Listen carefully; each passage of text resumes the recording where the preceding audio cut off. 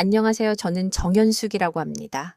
올해 62, 그럭저럭 나이에 맞게 주름도 늘고 체력도 예전 같지 않지만 뭐 그렇게 사는 거죠. 그날도 별다를 것 없이 병원에 다녀오는 길이었습니다. 입원까지는 아니었지만 3개월째 검진을 받고 있는 중이었고 이번엔 조직 검사를 더 해보자 하기에 예감이 좋지 않았어요. 그래도 설마 했죠. 설마 내가 암일까? 며칠 뒤 조용한 병원 복도에서 의사 선생님이 제게 말했습니다. 정연숙 씨, 안타깝게도 초기 위암입니다. 다행히 발견이 빨라서 치료는 가능합니다. 숨이 턱 막혔습니다.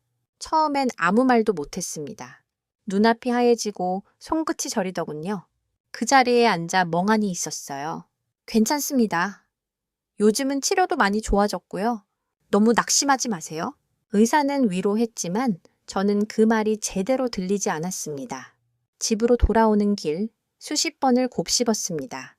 내가 암이라고? 그날 저녁 아들 민재가 퇴근하고 들어오자마자 저는 아무렇지 않은 척 했습니다. 밥 차려주고 대화도 자연스럽게 이어가려 애썼죠. 그 아이는 아직 30입니다. 어릴 때 아빠가 우리를 두고 떠난 뒤 이 아이만은 망가지지 않게 지키고 싶었어요. 엄마, 병원은 어땠어? 그냥 정기검진. 위에 좀 염증이 있대. 약은? 먹는 거 있어? 아니, 아직은. 식이 조절 잘하면 된대. 거짓말이 입에서 술술 나왔습니다. 그 아이가 걱정할까봐, 혹시라도 눈물 흘릴까봐. 저는 그날 밤 혼자 화장실에서 울었습니다. 아무 소리도 내지 않고요. 그렇게 며칠을 버티던 어느 날, 아주 낯선 번호로 전화가 왔습니다. 받지 않으려 했지만 이상하게 자꾸 걸려오더군요. 3번째 벨이 울렸을 때 그냥 습관처럼 전화를 받았습니다. 연수가, 나야, 상민이. 그 이름을 듣는 순간 심장이 덜컥 내려앉았습니다. 10년 만에 들은 그 목소리였습니다. 10년 전 바람 피우고 집을 나간 전 남편, 그리고 그 뒤로 단 한 번도 연락 없던 사람. 너 왜 갑자기? 들었어. 내 소식. 몸이 안 좋다며? 누가 그래? 민재한테는 듣기 어려웠고 너희 친척 쪽에서 들었어. 그 순간 소름이 돋았습니다. 10년 동안 아무 말도 없다가 내가 아프다는 소문이 돌자 다시 연락이라니. 그래서 그냥 미안해서 내 곁에 있어주고 싶어서 그 말에 가슴이 먹먹했습니다. 그리고 동시에 묘한 분노가 끌어올랐습니다. 하지만 저는 차분히 대답했습니다. 내가 죽는다는 소문 듣고 다시 생각났어? 네가 버리고 간 여자가 불쌍하니까 잠깐 위로나 해주려는 거야? 그런 게 아니라 그냥 이제 와서 무슨 자격으로. 그는 한참 침묵하다 말했습니다. 민재한테 말 좀 전해줘. 아버지 보고 싶다고. 그날 이후 제 안에 묻어두었던 감정들이 다시 들끓기 시작했습니다. 분노, 수치심, 슬픔, 그리고 이상하게 아주 조금의 흔들림. 하지만 문제는 그게 다가 아니었습니다. 며칠 뒤 민재가 아버지를 만났다는 말을 꺼냈거든요. 엄마, 아버지랑 통화했어. 만나기로 했어. 그 말을 듣고 저는 아무 말도 하지 못했습니다. 하지만 마음속엔 어떤 직감이 있었습니다. 이 일이 단순히 끝나지 않으리라는. 그리고 그 만남의 날 모든 것이 바뀌었습니다. 그날 벌어진 일은 아직도 잊을 수가 없습니다. 민재는 아무 말 없이 집을 나갔습니다. 평소와 다르게 말수가 줄어든 채 정장 차림으로 나가는 모습이 낯설었습니다. 전날 밤 그 아이는 제게 말했습니다. 엄마, 나 아버지 한번 만나보려고. 사람 대 사람으로 할 얘기 있으니까. 처음에는 말리고 싶었어요. 그 아이 마음이 또 다칠까봐. 괜히 헛된 기대라도 하게 될까봐. 하지만 민재의 눈빛은 단호했습니다. 더 이상 어린아이가 아니었습니다. 세상에 부딪히며 성장한 성인 남자의 얼굴이었습니다. 저는 아무 말 없이 고개만 끄덕였고 그렇게 그날을 맞았습니다. 아무것도 할 수 없었습니다. 가스레인지 앞에 서 있다가도 손이 떨리고 자꾸 휴대폰을 쳐다보게 되더군요. 민재는 집 근처의 조용한 카페에서 아버지를 만났다고 했습니다. 그곳은 예전에 가족 셋이 자주 가던 우리 동네 유일한 작은 카페였습니다. 카페 문이 열리자 정장을 입은 남자가 조심스럽게 들어왔다고 합니다. 옛날보다 훨씬 야위었고 머리엔 희끗희끗한 흰머리도 보였다고 하더군요. 민재는 그 남자 앞에 앉아 물 한 잔도 시키지 않고 이렇게 말했다고 했습니다. 왜요? 왜 이제 와서 나타나셨어요? 남자는 한참을 아무 말도 못했다고 했습니다. 그리고 나서 그 특유의 미안한 듯 고개 숙이는 자세로 말했다고 하더군요. 아버지가 돼서 미안했다. 내가 너무 늦게 왔지. 늦게요? 그럼 언제 오려고 했는데요? 엄마 죽으면 오시려고 했어요? 그런 말 하지 마라. 엄마는 아직 치료 중이고 그걸 말할 자격이 있어요? 카페 안은 조용했고 그 둘만의 숨소리만 가득했다고 합니다. 민재는 그날 처음으로 눈물을 보였다고 했습니다. 입술을 꽉 깨문 채 참으려 했지만 결국 고개를 숙이고 말았다고. 어릴 때 진짜 보고 싶었어요. 학교에서 발표회 하면 늘 엄마만 오고 아빠는 어디 계시냐고 친구들이 물어보면 난 그냥 돌아가셨다고 했어요. 그 말을 들은 그 남자는 손을 덜덜 떨었다고 합니다. 그리고 조심스럽게 말했다고요. 다시 함께 살 수 없을까? 내 엄마랑 우리 가족 다시 시작하면 안 될까? 그 순간 민재의 손이 허공을 가로질렀다고 했습니다. 그리고 당신이 우리 가족이라는 생각 단 한 번도 한 적 없어요. 엄마가 혼자 어떻게 살아왔는지 당신은 모르잖아요. 이제 와서 무슨 낯짝으로 그런 말을 해요? 차가운 소리와 함께 뺨 때리는 소리가 퍼졌다고 했습니다. 카페 안에 몇몇 손님들이 놀라서 쳐다봤고 그 남자는 그대로 얼어붙었다고 합니다. 민재는 의자에서 벌떡 일어나 이렇게 말했다고 합니다. 엄마가 아프다고요? 그러면 그냥 가만히 있어요. 당신은 위로가 아니에요. 상처니까. 그 말을 남기고 카페 문을 나섰다고 합니다. 비가 내리고 있었고 민재는 우산도 없이 그 길을 걸어왔습니다. 집 문 앞에 선 그 아이 얼굴은 참 많이 어른스러웠습니다. 얼굴은 젖어 있었지만 눈빛은 흐리지 않았습니다. 엄마, 미안. 나 그냥 끝내고 싶었어. 그 사람한테 우리 인생에 다시는 끼어들지 말라고 말하고 싶었어. 저는 아무 말도 하지 못했습니다. 그저 아이를 꼭 안아주었고 그날 밤 처음으로 제 병 이야기를 꺼냈습니다. 엄마 치료 잘 받을게. 민재, 너 때문에 내가 버티는 거야. 그리고 그 순간 민재가 저를 바라보며 이렇게 말했습니다. 엄마, 근데 나 사실 엄마한테 안 한 말이 하나 있어. 그 말이 무겁게 가슴에 내려앉았습니다. 그리고 저는 직감했어요. 그 말 속에 또 다른 진실이 숨겨져 있다는 걸. 민재의 목소리는 낮았고 조용했습니다. 그 밤, 거실도 아니고 부엌 한켠, 작은 식탁 앞에서 우리는 마주 앉아 있었습니다. 전기포트에서 김이 올라오고 있었고 저도 모르게 손을 모은 채 아이의 입술만 바라보고 있었습니다. 엄마? 사실 나 아버지랑 예전에 몇 번 연락했었어. 그 말에 저는 눈을 질끈 감았습니다. 뭐랄까, 왠지 모르게 예감했던 이야기였지만 막상 들으니 가슴이 싸늘해졌습니다. 왜 말 안 했어? 그땐 그냥 궁금했어. 왜 우리를 떠났는지, 진짜 이유가 뭔지. 엄마가 힘들게 말은 안 했지만 어릴 때부터 느껴졌거든. 뭔가 감춰진 게 있다는 거. 저는 그 말을 듣고 순간 등골이 서늘했습니다. 민재가 나이가 들었다는 걸 알고는 있었지만 그런 생각을 하고 있었다는 건 몰랐습니다. 아버지가 뭐라고 했는데 바람핀 건 맞았어. 근데 그 여자한테 돈도 다 뜯기고 몇 년 전엔 빚보증 잘못 써서 인생 끝장났다고 하더라. 그런데 엄마가 암 걸렸다는 말 듣고 자기도 이제 외롭다며 다시 시작하고 싶다고 했어. 민재는 고개를 떨궜습니다. 그 아이의 손이 테이블 아래에서 가늘게 떨리고 있는 게 보였습니다. 그게 진짜 이유야? 제가 물었을 때 민재는 조심스럽게 서랍에서 오래된 봉투 하나를 꺼냈습니다. 엄마, 이거 아버지가 준 거야. 5년 전에. 뭐? 그 봉투는 색이 바랬고 앞면에는 굵은 글씨로 연수개개라고 적혀 있었습니다. 송을 씨는 분명히 그 사람의 것이었고 저는 본능적으로 손을 떨며 봉투를 열었습니다. 안에는 손편지 한 장과 오래된 사진 몇 장, 그리고 부동산 서류 복사본이 있었습니다. 그 순간 저는 숨이 턱 막혔습니다. 이건 너희 아버지가 가지고 있던 건데 자기 이름으로 된 집을 몰래 팔았다가 그 여자한테 다 넘어갔대. 그때 이 서류 복사본만 간신히 챙겼다고 했어. 저는 머리를 감쌌습니다.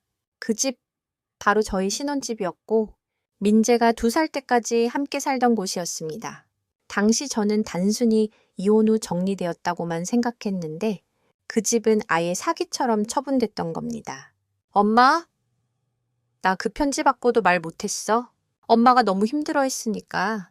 근데 나도 마음이 흔들렸었어. 혹시 아버지가 진짜 후회하고 있다면 용서할 수 있을까 싶어서 저는 눈을 감고 고개를 저었습니다. 지금까지 제가 지켜온 감정, 그 껍질이 하나씩 무너지고 있었습니다. 편지에는 짧은 사과와 함께 이런 문장이 적혀 있었습니다. 연수가 그때 널 버린 건 내 인생 최악의 실수였다. 네가 병들었다는 얘기를 듣고 차마 아무것도 안 할 수 없었다. 하지만 내 곁에 있을 자격이 없다는 것도 안다. 그래서 민재에게만 남기고 간다. 부디 건강해라. 그날 밤 저는 그 편지를 품에 안고 잠이 들었습니다. 그 사람을 용서할 수는 없었습니다. 하지만 그 사람도 인생에서 벌을 받았다는 건 알 수 있었죠. 다음 날 민재가 뜻밖의 말을 했습니다. 엄마, 나 사실 아버지랑 다시 안 보겠다고 결심한 계기가 하나 더 있어. 무슨 계기? 제가 묻자 민재는 입술을 질끈 깨물고 말했습니다. 아버지한테 다른 가족이 있었어. 그리고 나한테 연락이 왔어. 그 여자의 딸이라는 사람한테. 순간 숨이 멎는 줄 알았습니다. 그 아이의 눈에 담긴 무언가가 단순한 배신이 아니었습니다. 민재의 마지막 말은 제 가슴을 두드리는 망치 같았습니다. 그 여자의 딸이라는 사람이 나한테 연락이 왔어. 뭐라고? 제 입에서는 숨죽인 듯한 말이 나왔습니다. 정확히 듣고도 믿고 싶지 않았습니다. 바람핀 것까지는 견뎌냈지만 그 바람이 만들어낸 또 다른 가족이 있다는 사실은 차원이 다른 충격이었습니다. 민재는 조용히 핸드폰을 꺼내더니 저장된 메시지를 보여줬습니다. 안녕하세요. 혹시 정민재 씨 맞나요? 저 이상민 씨의 딸입니다. 저희 아버지가 예전에 당신 어머니와 살았다는 이야기를 들었어요. 그 순간 저는 그 자리에 얼어붙었습니다. 손에 들고 있던 찻잔이 바닥에 떨어졌고 와장창 소리를 내며 산산조각 났습니다. 민재는 그런 저를 붙잡으며 말했습니다. 엄마, 미안해. 이 일 때문에 상처받을까봐 차마 말 못했어. 하지만 이건 엄마가 알아야 할 진실 같았어. 저는 손으로 얼굴을 가리고 말았습니다. 그 여자는 도대체 어떤 사람이었는데 그 여자는 지금 외국에 있어. 아버지랑도 지금은 연락 안 한다고 했어. 근데 그 딸은 아버지를 찾고 싶었대. 그리고 엄마랑 내가 어떤 사람인지 알고 싶었다고 하더라. 민재의 표정엔 복잡한 감정이 얽혀 있었습니다. 분노, 혼란, 그리고 어쩌면 아주 약간의 연민. 그 아이는 모든 걸 감당하고 있었습니다. 그 사람의 아들로 태어났다는 이유만으로. 그래서 그 아이는 뭐라고 했어? 제 목소리는 거의 속삭임처럼 나왔습니다. 자기도 우리랑 엮일 생각 없대. 그냥 미안하다고. 자기가 태어난 건 자기 탓이 아니라면서도 엄마한테 너무 죄송하다고 했어. 심지어 나한테도 미안하다고 하더라. 민재는 핸드폰을 내려놓고 조용히 말했습니다. 엄마, 난 그 애한테 화낼 수가 없었어. 내가 화를 내야 할 사람은 아버지 하나뿐이었거든. 그 말을 듣고 저는 처음으로 눈물을 참지 못했습니다. 가슴이 먹먹해서 아무 말도 나오지 않았습니다. 그 사람이 떠난 날로부터 10수년, 나는 그를 잊었다고 생각했지만 그가 남긴 상처는 아직도 제 안에 살아 있었습니다. 며칠 뒤 그 아이, 그러니까 그 사람의 딸이라는 여자가 조심스레 저에게 연락해 왔습니다. 직접 뵙고 인사드리고 싶어요. 혹시 괜찮으시다면요? 고민 끝에 저는 그 제안을 받아들였습니다. 왜인지 그 아이를 만나지 않으면 제 마음이 끝나지 않을 것 같았어요. 그리고 솔직히 말하자면 제가 살아온 인생에 대한 아주 작은 정리처럼 느껴졌습니다. 약속 장소는 조용한 도서관 앞 벤치였습니다. 그 아이는 20살 초반쯤 되어 보였고 저를 보자마자 깊게 인사하며 말했습니다. 안녕하세요. 저 유진이에요. 아버지한테서 제 얘기 들으셨다고? 저는 고개를 끄덕였습니다. 그 아이는 한참을 머뭇거리더니 눈가가 붉어지며 말했습니다. 정말 죄송해요. 저도 이 상황이 싫어요. 그런데 전 정말 엄마도 아버지도 다 싫어요. 단 한 번도 따뜻한 기억이 없었어요. 저는 그 아이의 말에 가슴이 찢어졌습니다. 그 아이도 결국은 희생자였습니다. 그 사람의 이기심이 낳은 또 하나의 피해자. 유진이는 주머니에서 뭔가를 꺼내며 말했습니다. 이거 아버지가 남기고 간 물건이에요. 어릴 때 사진이래요. 혹시 민재 오빠가 보면 뭐라도 느낄 수 있을까 해서 저는 그 사진을 받았습니다. 그리고는 조용히 말했습니다. 유진아, 너는 아무 죄 없어. 넌 태어난 것만으로 벌을 받은 거야. 그리고 너는 그 벌에서 벗어나야 해. 그날 이후 제 마음에 있던 오래된 응어리가 조금은 풀린 것 같았습니다. 그리고 저는 결심했습니다. 이제 정말 그 사람과 엮인 모든 걸 정리하자고. 그렇게 해야만 저도 제 인생을 끝까지 지킬 수 있을 것 같았어요. 하지만 정리는 생각보다 쉬운 일이 아니었습니다. 며칠 후 그 사람이 다시 나타났기 때문입니다. 그날은 비가 오기 시작한 저녁 무렵이었습니다. 하늘이 잿빛으로 가라앉고 빗방울이 창문을 타고 흘러내리던 조용한 날. 누군가 현관 초인종을 눌렀습니다. 찡정. 저는 순간적으로 심장이 내려앉는 느낌을 받았습니다. 그런 직감은 대체로 빗나가지 않더군요. 인터폰 화면 속 낯설고도 익숙한 얼굴이 서 있었습니다. 그 사람이었습니다. 이상민, 제 전 남편. 10년 전 그날 문을 박차고 나가던 모습과는 너무도 달라져 있었습니다. 야윈 몸에 흐트러진 머리. 손에는 편의점 비닐봉지 하나가 들려 있었습니다. 저는 문을 열지 않았습니다. 대신 민재가 문 앞으로 나갔습니다. 아버지, 왜 또 오셨어요? 민재야, 잠깐이면 돼. 정말 잠깐만 이야기하자. 민재는 한참을 망설이다가 문을 열었습니다. 그 사람은 조심스럽게 신발을 벗으며 집 안을 훑었습니다. 그 시선 끝에 저와 눈이 마주쳤고 저는 차갑게 고개를 돌렸습니다. 오랜만이네. 연수가 여기서 말라도 되는 사이 아니잖아요. 그는 멋쩍게 웃더니 식탁에 비닐봉지를 내려놓았습니다. 김밥 좀 샀어. 저녁 안 드셨을까 봐. 당신이 가져온 김밥 우리가 먹을 일은 없을 거예요. 저는 단호하게 말했습니다. 민재는 그 틈에 우리 사이를 지켜보며 중재하려는 듯 어정쩡하게 섰습니다. 그냥 말만 하고 가세요. 짧게. 그 사람은 한숨을 쉬며 두 손을 맞잡았습니다. 나는 지금 아무것도 없어. 몸도 예전 같지 않고 직장도 없고. 근데 너희 얘기 듣고 너무 늦었지만 정말 너무 늦었지만 사과하고 싶었어. 그리고 민재, 내 곁에서 아버지 노릇 조금이나마 하고 싶었어. 민재가 조용히 말했습니다. 그건 우리가 정할 일 아니에요. 그건요, 당신이 아니라 우리가 결정할 일이라고요. 당신이 뭘 하고 싶든 이미 늦었어요. 그 사람은 민재를 바라보다가 갑자기 저에게 시선을 돌렸습니다. 연수가? 난 진짜 네가 아프단 얘기 듣고 견딜 수가 없었어. 그동안 얼마나 힘들었을지 상상도 못했어. 하지만 나도 많이 힘들었어. 나도 사람이야. 실수도 하고 무너지고. 저는 조용히 일어나 부엌으로 향했습니다. 그리고 냉장고에 붙어있는 민재의 초등학교 졸업사진을 바라봤습니다. 그때도 지금도 민재 곁엔 늘 저 하나뿐이었습니다. 돌아서서 말했습니다. 당신이 힘들었다는 말, 나한텐 위로도 설명도 아니에요. 당신이 집 나간 뒤로 민재가 어떻게 컸는지 알아요? 밤마다 울던 아이 안고 재우고 학교 앞에 도시락 싸들고 찾아갔던 날들. 나는요, 단 하루도 제대로 운 적이 없어요. 그 사람은 눈을 질끈 감고 말했습니다. 정말 미안해. 아프다면서. 내가 도울 수 있는 게 뭐라도 있으면. 그 말에 민재가 자리에서 벌떡 일어났습니다. 도와요? 엄마가 가장 힘들 때 아무것도 안 한 사람이 지금 와서 도와준다고요? 그럼 난 뭐가 돼요? 그는 그제야 고개를 푹 숙였습니다. 미안하다. 민재야. 네가 나를 어떻게 봐도 다 받아들일게. 그리고는 천천히 바닥에 무릎을 꿇으려 했습니다. 그 순간 민재가 그를 붙잡고 말했습니다. 그만하세요. 그런 행동 더 이상 보기 싫어요. 그 말엔 분노보다는 깊은 슬픔이 묻어 있었습니다.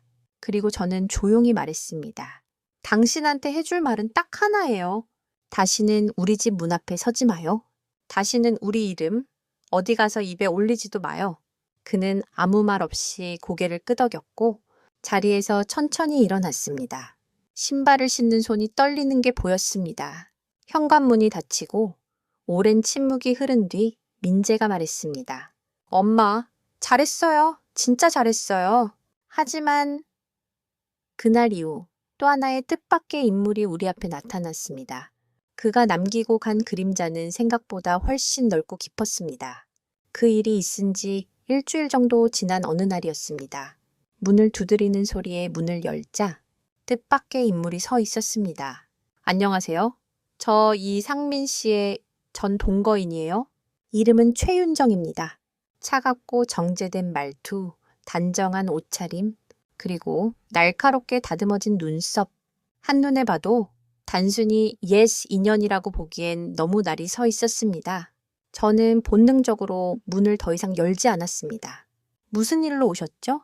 그 여자는 곧장 본론으로 들어갔습니다.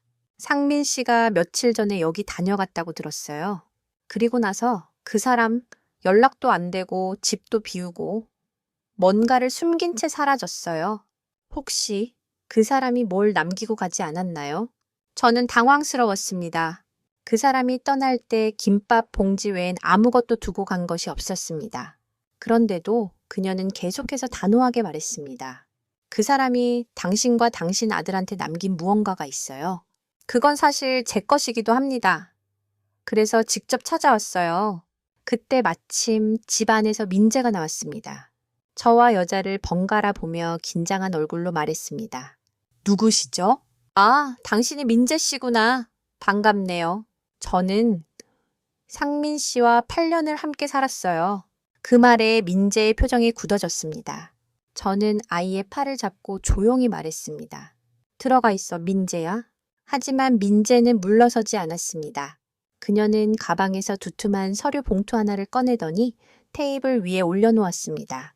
이 안에 있는 건 상민 씨가 마지막까지 쥐고 있던 부동산 관련 문서예요. 정확히는 유진이 이름으로 된 상속 분쟁 관련 자료죠.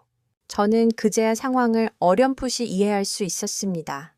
그는 마지막까지 모든 걸 정리하지 못한 채 과거와 현재 두 가정을 뒤섞은 상태로 도망치듯 떠났던 겁니다. 그 사람이 제게 남긴 건 아무것도 없어요. 제가 조용히 말하자 그 여자는 웃음을 머금은 채 비꼬듯 말했습니다. 그럴 리 없죠. 그 사람 성격상 자기 손으로 묻고 가지는 않아요. 이 집에도 당신 아들한테도 뭔가 남겼을 겁니다. 민재가 단호히 말했습니다. 어떤 것도 받지 않았습니다. 그리고 앞으로도 받을 생각 없습니다. 그녀는 제 눈을 똑바로 보며 말했습니다. 연숙 씨, 당신은 강한 사람 같아요. 하지만 너무 착하면 끝까지 이용만 당하고 끝나요.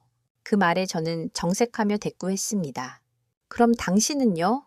8년이나 함께 했는데 지금 여기까지 찾아올 만큼 미련이 남았다는 게 더 안쓰럽네요.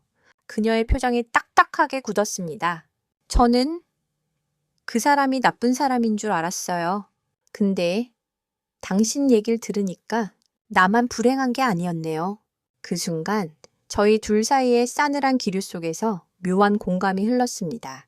우리는 같은 사람에게 인생을 흔들렸고 그 여자는 아직 거기에서 빠져나오지 못한 상태였습니다. 그녀는 결국 조용히 서류를 들고 일어섰습니다. 혹시 그 사람이 다시 나타나면 꼭 좀 알려주세요. 유진이도 나도.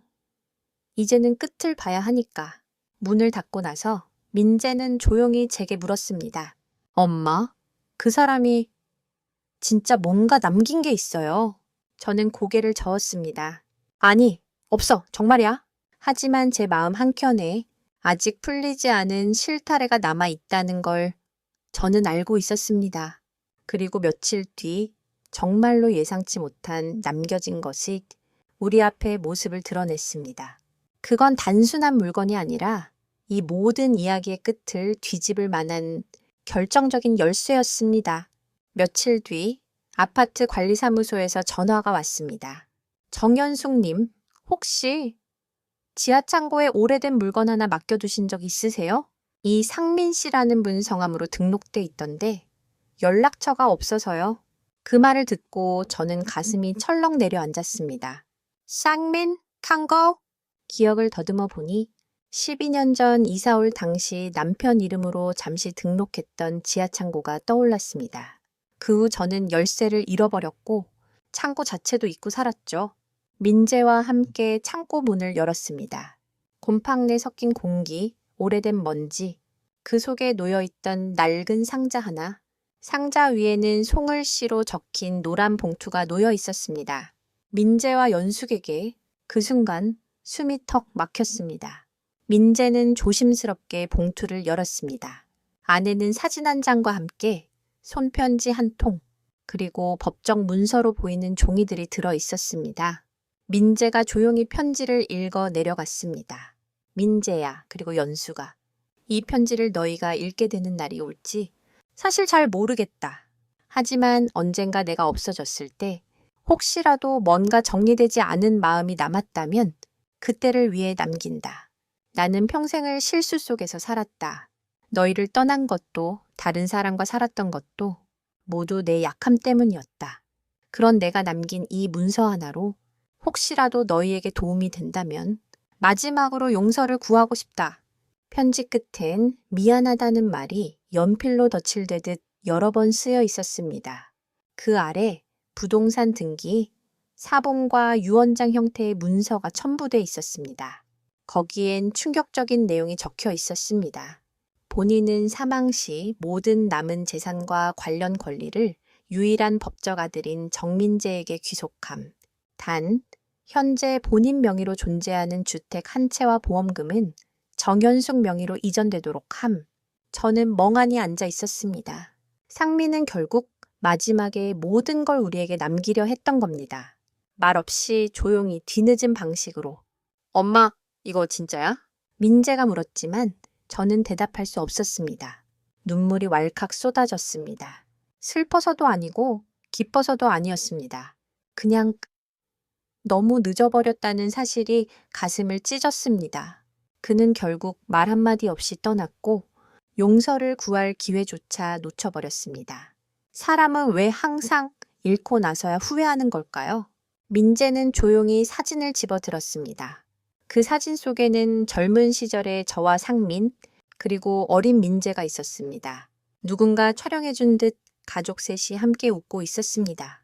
이거 언제 찍은 거지? 민재가 묻자 저는 사진을 쓰다듬으며 말했습니다. 내 돌 지나고 얼마 안 됐을 때야. 그땐 행복한 줄 알았지. 민재는 사진을 조용히 탁자 위에 올려두고 말했습니다. 엄마, 이 문서 우리 처리할까? 저는 잠시 침묵하다가 고개를 끄덕였습니다. 그래, 이젠 받아들이자. 그리고 우리 인생을 살아야지. 우리는 다음 날 변호사를 찾아가 유언장과 관련한 절차를 시작했습니다. 재산이라는 것은 상징에 불과했습니다. 진짜 받아들여야 할 건 이 지난한 세월이었습니다. 그리고 우리 마음속에 남은 상처의 그림자. 하지만 그렇게 끝날 줄 알았던 이야기는 마지막 한 사람이 다시 등장하면서 또 한 번 흔들리게 됩니다. 그 사람은 바로 유진이었습니다. 유언장 정리를 시작한 지 일주일쯤 지나 유진에게서 연락이 왔습니다. 짧은 문자였습니다. 혹시 시간 괜찮으시면 꼭 뵙고 싶은 게 있어요. 변호사 사무실 근처에서요. 민재는 고개를 끄덕였고 저도 망설이다가 함께 나갔습니다. 그 아이의 얼굴을 다시 마주한 순간 묘하게도 제 안에서 억눌렸던 감정이 요동치기 시작했습니다. 슬픔인지 연민인지 아니면 여전히 남아있는 분노였는지. 그땐 저도 잘 모르겠더군요. 변호사 사무실 안, 서늘한 공기, 유리 테이블 위에 펼쳐진 서류들. 유진은 저희 앞에 서서 조심스럽게 한 장의 서류를 내밀었습니다. 이건 제가 지금까지 가지고 있던 아버지와 관련된 유일한 서류예요. 어릴 적 병원 입원할 때 보증인으로 남긴 서류였고 그때부터 지금까지 한 번도 버리지 못했어요. 민재가 그 서류를 받아보며 묻습니다. 이걸 왜 우리에게 보여주는 거야? 유진은 고개를 깊이 숙였습니다. 죄송해요. 처음부터 말씀드렸어야 했는데 사실 저도 유산 일부를 받을 수 있다는 이야기를 들었어요. 그래서 아버지 쪽 지인을 통해 접촉했던 거였어요. 하지만 지금은 정말 아무것도 받고 싶지 않아요. 그 말에 저는 무거운 침묵 속에서 그녀를 바라봤습니다. 그 아이는 한참을 망설이다가 작은 상자 하나를 꺼냈습니다. 이건 아버지가 돌아가시기 전 마지막으로 제게 주신 물건이에요. 아내의 사진이랑 편지랑 그리고 저 어릴 때 쓰던 일기장이 있어요. 상자 속에는 바랜 사진 한 장과 오래된 인형, 그리고 삐뚤빼뚤한 글씨가 적힌 일기장이 들어 있었습니다. 오늘 아빠가 사탕 사줬다. 근데 엄마는 울었다. 그 짧은 문장을 읽는데 제 눈앞이 흐려졌습니다. 유진아, 제가 조용히 말했습니다. 넌 얼마나 외로웠니? 그 아이는 그제야 고개를 들고 말했습니다. 엄마는 늘 무기력했고 아버지는 가끔 오셨다가 다시 사라지셨어요. 저는 늘 기다리기만 했어요. 그리고 당신을 미워해야 한다는 말도 들었고요. 그 순간 저는 무겁게 숨을 내쉬었습니다. 그 아이 역시 피해자였습니다. 그 아이의 삶엔 상민이라는 그림자가 무책임하게 드리워져 있었고 그것이 가시처럼 남아있던 겁니다. 민재가 조용히 말했습니다. 유진아, 우리도 처음엔 널 받아들이기 어려웠어. 근데 지금은 그냥 한 사람의 인생으로 너를 이해하고 싶어. 유진은 고개를 끄덕이며 눈가를 닦았습니다. 저 미국으로 갈 예정이에요. 대학 장학금이 결정됐어요. 다시는 이 이름, 이 그림자 아래 살고 싶지 않아요. 그 전에 꼭 당신들께 인사드리고 싶었어요. 그리고 고맙습니다. 이렇게까지 들어주셔서. 우리는 한참을 말없이 앉아 있었습니다. 그 시간이 무척 길게 느껴졌습니다. 묘하게 따뜻하면서도 씁쓸한 침묵이었죠. 돌아오는 길에 민재가 말했습니다. 엄마, 그 아이 참 단단한 아이야. 아빠가 하지 못한 걸 자기가 다 끌어안고 자랐던 거야. 저도 고개를 끄덕였습니다. 그래, 그 아이 끝까지 버티면서 살아온 거지. 이제라도 자신만의 인생을 찾길 바랄 뿐이야. 그날 이후 모든 서류는 정리되었고 상민이 남긴 재산 일부는 유진이 공식적으로 포기 의사를 제출했습니다. 우리는 그 사실을 알리며 마지막 편지를 써보냈습니다. 유진아, 너는 더 이상 상민의 딸이 아닌 너 자신의 이름으로 살아가렴. 넌 그 누구보다도 자격 있는 사람이야. 그렇게 또 하나의 페이지가 조용히 넘어가고 있었습니다. 하지만 그가 떠난 자리에 남은 또 다른 진실 하나가 마지막으로 고개를 들기 시작했습니다. 민재가 창고에서 발견한 상자의 정리를 마치고 나서 며칠 뒤 저는 책장 구석에 넣어둔 상민의 낡은 노트를 우연히 꺼내게 되었습니다.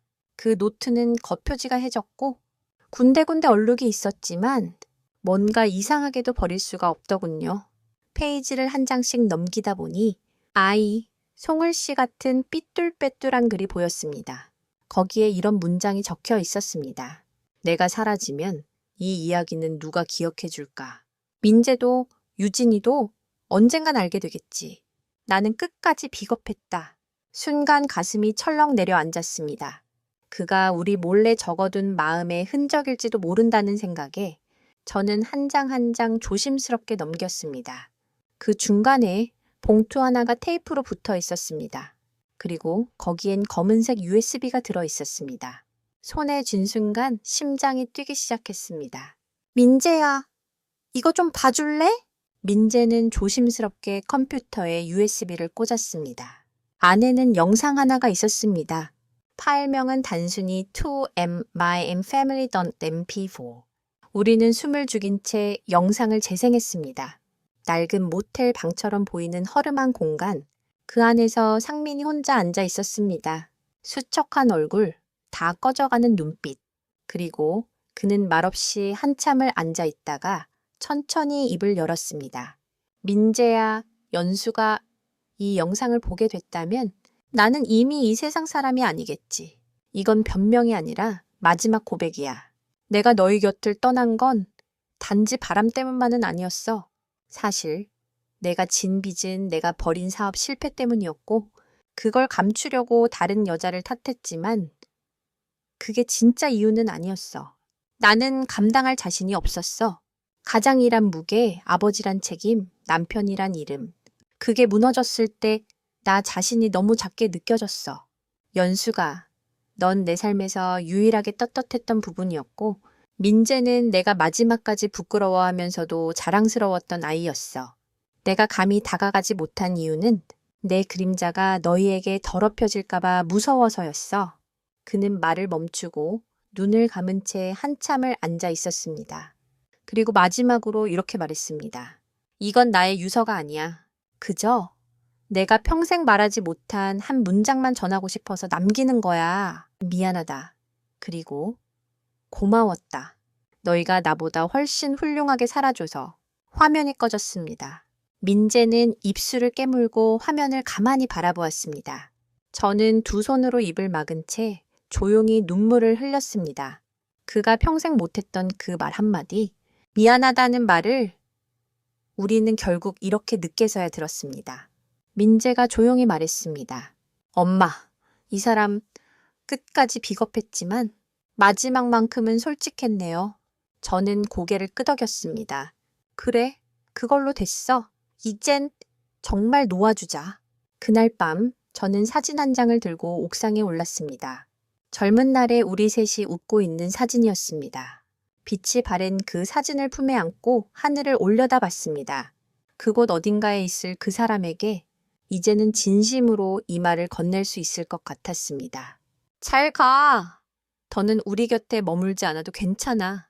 그러나 그 영상의 끝에는 우리가 미처 보지 못한 짧은 문장 하나가 남아 있었습니다.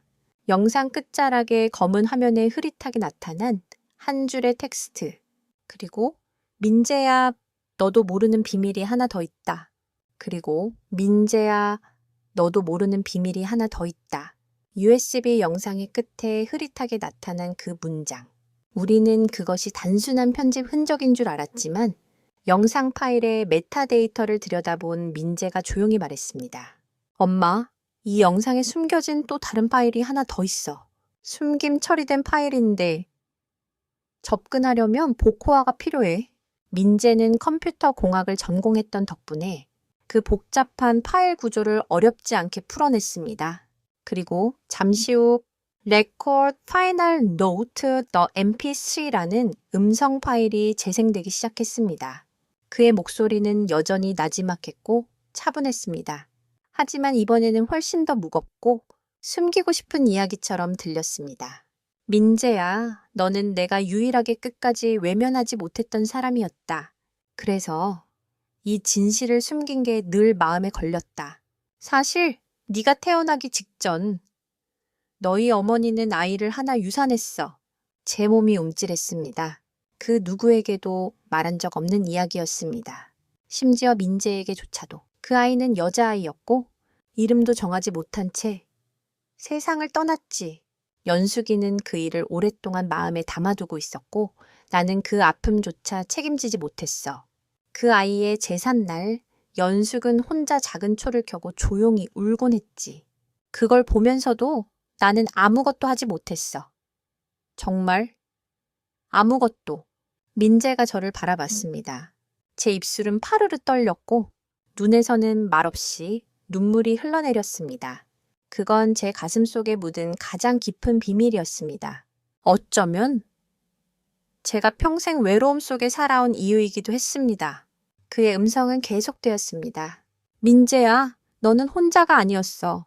네가 세상에 나올 때 너는 이미 누군가의 동생으로 태어난 거야. 그 사실을 알면 어쩌면 너도 조금은 내가 왜 그렇게 도망쳤는지 알 수 있을지도 모르겠네. 두려웠어. 완벽한 아버지도.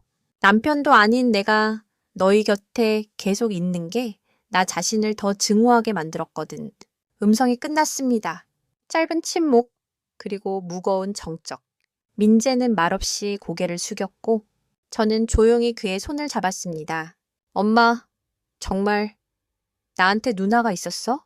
저는 고개를 천천히 끄덕였습니다. 응, 너 태어나기 1년 전쯤 내가 많이 아팠었어. 아무도 몰랐고 아무에게도 말할 수 없었지.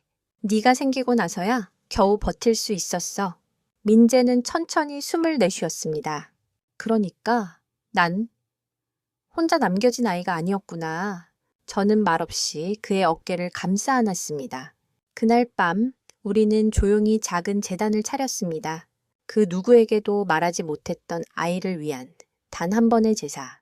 초 하나 켜고 작은 컵에 물을 올리고 오래된 가족 사진 한 장을 곁에 놓았습니다. 이제야 비로소 가족이 된 것 같구나. 제가 그렇게 말하자 민재는 조용히 고개를 끄덕였습니다. 엄마, 우리 잘 살아봐요. 이제 더는 아무것도 숨기지 말고 아무도 떠나보내지 말고 창밖으로 해가 떠오르고 있었습니다. 빛이 우리 집안을 천천히 밝히며 어둠을 밀어내고 있었습니다. 모든 진실이 드러난 자리에는 고요한 평온이 남았습니다. 분노도 후회도 눈물도 결국은 지나가고 남는 건 우리가 어떻게 살아가느냐는 선택뿐이었습니다. 이제야 정말 끝이 났습니다. 그리고 저도 이렇게 제 이야기를 마칩니다. 여러분이라면 이런 진실을 마주했을 때 용서하실 수 있으시겠어요? 이야기를 끝까지 들어주셔서 감사합니다.